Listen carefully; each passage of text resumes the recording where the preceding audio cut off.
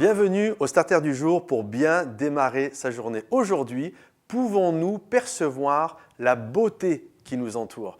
Il y a quelques années de ça en arrière, le Washington Post a fait un sondage pour voir si les gens étaient capables de s'arrêter, quelles étaient leurs priorités dans la vie.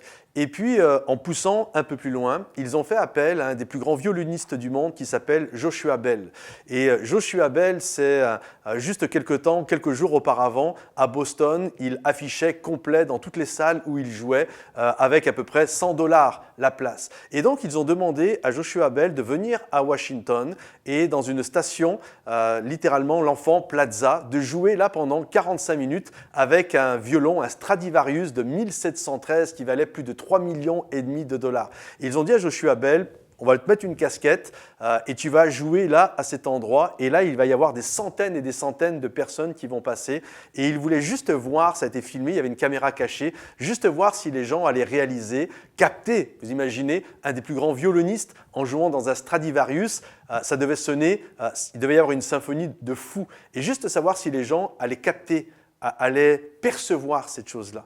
Et donc Joshua Bell a joué pendant 45 minutes.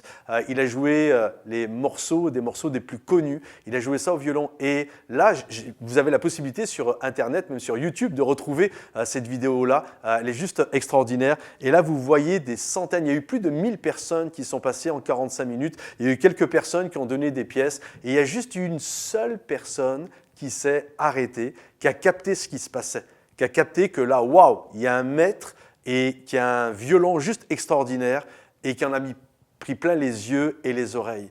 Et des moments, c'est exactement pareil. Nous avons la possibilité, nous avons le plus grand des maîtres.